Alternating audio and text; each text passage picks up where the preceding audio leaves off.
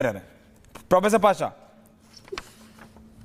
अगर सिर्फ सुधांशु जी को ही आपने बुलाने के लिए ये डिबेट रखा है तो उन्हीं को बुलवाते रहते हैं, हम लोगों की जरूरत ही नहीं थी। आपने महुआ माझी जी को नहीं सुना, आपने कुलदीप यादव को नहीं, आपने कुलदीप जी को नहीं सुना। कुलदीप कुमार जी है, ऐश्वर्या जी सहयोगी दलों के ऊपर भरोसा देख रहे हैं, ऐश्वर्या जी व्यूअर्स भी आपके देख रहे हैं कि आपका क्या रोल है, क्या कर रहे हैं आप। हम लोगों को बिठा रखा है यहाँ पे प्रवचन सुनने के लिए, हम प्रवचन सुनने के लिए नहीं आए हैं। नहीं, व्यूअर्स देख रहे हैं, क्या सुना रहे हैं, दलों का आपस में बोलिए, प्रवचन कौन सुना रहा है? नैतिकता पर, नैतिकता पर प्रवचन देने का कोई इनको मोरल अधिकार है? छलनी जो है वो प्रवचन देने जा रही है सूप को, जिसमें लाखों छेद खुद हैं। नैतिकता पर बात करने का कोई नैतिक अधिकार है भाजपा को?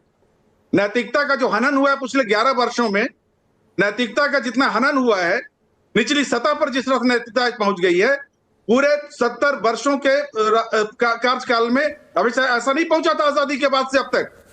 राजनीतिक अनैतिकता, राजनीतिक अनैतिकता अपने सबसे चरम पर है इस समय, और ये देन है भारतीय जनता पार्टी की, हमारे मोदी जी की, हमारे अमित शाह जी की। ये है इनकी नैतिकता। ये पूरे देश में जिस तरह से एक तांडव करना चाहते हैं तानाशाही का, उसमें रुकावट है। क्षेत्रीय पार्टियां जब तक रहेंगी, ये पूरे देश पर तानाशाही नहीं थोप पाएंगे। ये इनका दर्द है, और इसी दर्द के कारण ये आया है ये संशोधन। ये इनका दर्द है। ये तानाशाही कायम करके तमाम चुनी हुई सरकारों को खत्म कर देना चाहते हैं, मिटा देना चाहते हैं। कभी नहीं सोचा होगा संविधान बनाने वालों ने कि संवैधानिक संस्थाओं का ये हाल होगा। ईडी का, सीबीआई का, इलेक्शन कमीशन का, टू सम एक्सटेंट जुडिशियरी का ये हाल कभी होगा, सोचा नहीं होता। वरना कोई दूसरे प्रावधान भी होते कि ईडी का सिलेक्शन है वो पीएम नहीं करेगा, वो इलेक्शन कमीशन का सिलेक्शन पीएम नहीं करेगा, सीबीआई के चीफ का सिलेक्शन पीएम नहीं करेगा। ये प्रावधान हमारे संविधान निर्माताओं ने रखा होता। अगर उनको पता होता कि आज इतनी अनैतिकता होगी राजनीतिक, जिसमें तमाम संस्थाओं को पंगु बना दिया जाएगा, भारतीय जनता पार्टी की पॉकेट संस्था बना दी जाएगी, तो हमारे संविधान निर्माताओं ने इसका भी प्रावधान रखा होता। आज ये चले हैं नैतिकता का पाठ देने के लिए। जनता के वोट को आप चोरी कर रहे हैं। बिहार में जिस तरह जनता के लोकतांत्रिक अधिकारों को आप चोरी कर रहे हैं, उनको वंचित कर रहे हैं अधिकार से, वोट देने के अधिकार से, सरकार चुनने के अधिकार से। ये जनता का अधिकार है, सरकार चुने, जनता चुनेगी। क्यों घबरा रहे हैं ये?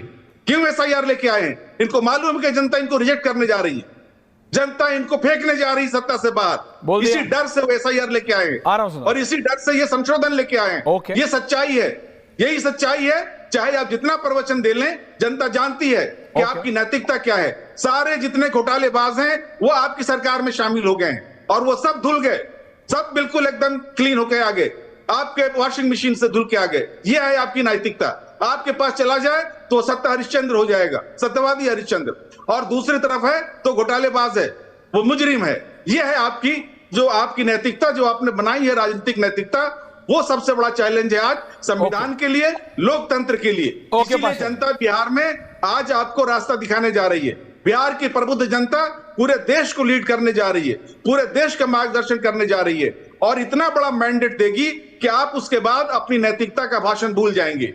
ये स्थिति है आज बिहार में। जिस तरह से जन सैलाब उमड़ रहा है केंद्र सरकार के खिलाफ, इलेक्शन कमीशन के खिलाफ, मोदी जी के खिलाफ, बिहार में जन सैलाब उमड़ आया है, बिना किसी को बुलाए हुए।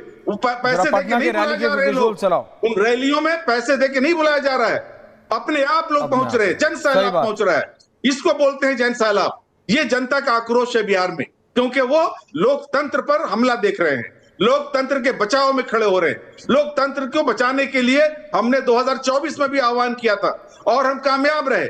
400 पार नहीं जाने दिया आपको, 240 पर रोक दिया, क्योंकि 400 पार जाते तो आज हम शायद ये डिबेट भी नहीं कर रहे होते।